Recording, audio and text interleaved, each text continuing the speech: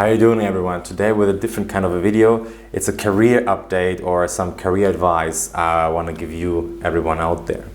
Maybe you've watched my older video about how I changed jobs, and something like this happened again. I'm not the same role anymore, but I would love to talk about what you could do if you're interested in up-leveling your career, and also what you can do generally.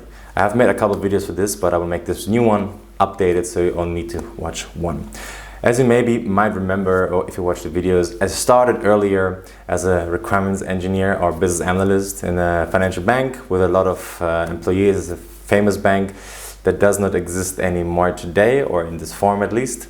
Let's put it like this. And I started as a business analyst / requirements engineer. So I started basically understanding how to engineer requirements, to understand them, what are the requirements about, how to implement them or make them more technical so developers can understand the business requirement. I did this for, let's say, 1-2 years. And then I had the chance to advance my career. So one path people choose, or I chose, was also to implement the Scrum mastery into my profile. So very often in a team, in a Scrum team, you have developers or people with development skills, testing skills, requirements engineering skills. And often a Scrum Master is also a team member. That happens quite a lot because the Scrum Master role for one team oftentimes is not a 100% role. It could be 60% or whatever it might be, but less than 100%. And me personally, I was a requirements engineer for that team, and I also was a Scrum Master for that team. And this was the first time I was able to lead people servantly, if you understand what I mean. So the first time I experienced leadership in this kind of a way. And this is a very famous or popular way as a business analyst to move up. The reason for that is, like every role, like testing, development, business analysts, people usually tend to have a profile, like a personal profile. Of course, there's a lot of variability, like being introverted, extroverted. But I've seen in my experience very often business analysts are very suitable for the Scrum Master role, because business analysts have such various different levels of stakeholders, so that their communication skills are a bit more fine-tuned, I would say, generally.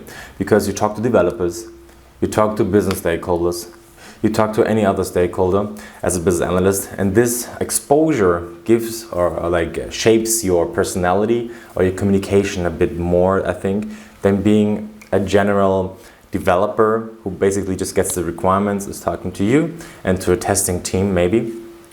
So I think business analysts are very likely or very good or good fit for the Scrum Master role. So that's why I took that over, and I did this also for another 1.5 years. So I was a Scrum Master, and then after some time I put the Scrum Master role down again. Basically in Scrum or Agile development, there are various ways you could proceed, but I want to separate these in two big ways. One is the product itself, and the other thing is the people management business. As a Scrum Master, you are a people manager in the sense you try to coach people, work with people, help people resolve impediments. And as a business analyst or product owner, you are shaping the product itself more, like you're more at the hands-on of the work itself.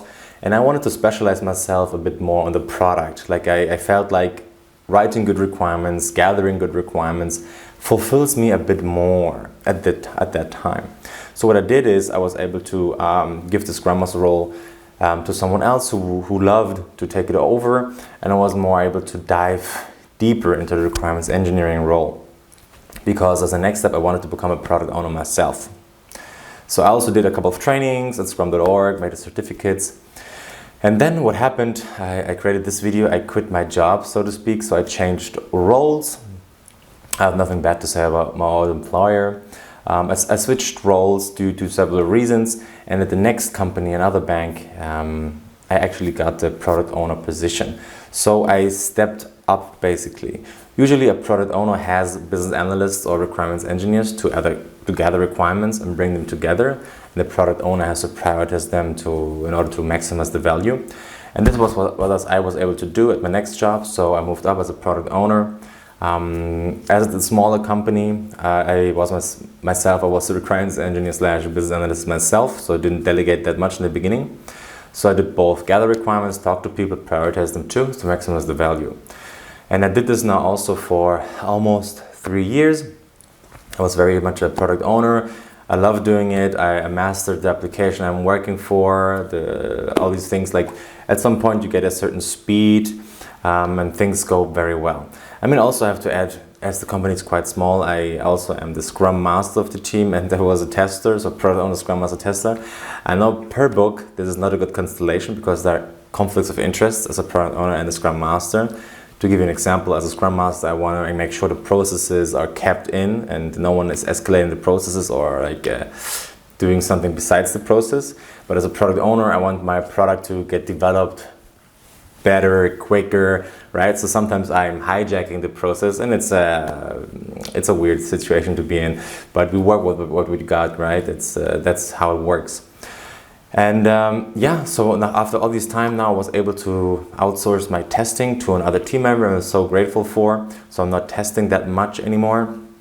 I'm just sort of maybe writing or helping the tester to write the test cases for me. And that's a great thing, a great step already.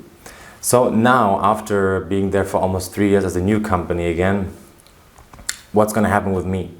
I still consider myself a business analyst because a business analyst per se is a problem solver in the business world. And so I'm still fitting that definition, but I stepped now up again from the product owner to a head position. So now I'm the head of product owners or the head of application managers, which means my peers, who also have their application. Now I have the privilege to support them too and coach them and try to help them fulfilling their goals for their applications as a head of application management. So that's the next step I saw in my career. So first you gather requirements for an application, then you become the owner of that product, of that application. And then there are various steps. Like one step could be, you could be still an product owner for a more strategic application. So you switch applications. Let's say the current one you have is not that complex, not that strategic. You could move up to a more strategic one. The application I had already was quite strategic for my company, but this could be a move up, or another move could be again going a bit into people management, which is like in my case the head of application management. So I'm getting direct reports of application managers and I have the chance to support them in achieving their goals. Yeah, that's it for me and how it goes, how it went. I'm very happy about the opportunities I have here. But this is one case how you could do it. And I also want to give you some other advice, like in this video here, I will put it somewhere. I also gave some business advice, career advice in terms of your salary and how to increase your value for the company. Let me quickly touch base on this too in this video. Like I said, of course, working a job, a career should be compensated by a salary. And as you know, if you change companies, usually these days, a salary increase is more likely than staying within a company, or it's more easy to do. There's no one to debate this. However, there is a chance or a reason when you should not change companies. So let's say you're in a company, you have a good environment, everything's fine, it's great, and you learn a lot. Like learning actually means you're investing in yourself because you become more valuable year after year for the marketplace. So I always say, of course, you should be paid based on the market rate. Absolutely, but sometimes it makes sense if you see this currently as an investment too. So let's say your employer is not able to give you more money, more salary. Of course, this could be a reason to change, but also if your employer on the other hand is able to provide you with opportunities. Now, listen carefully, this is not very important.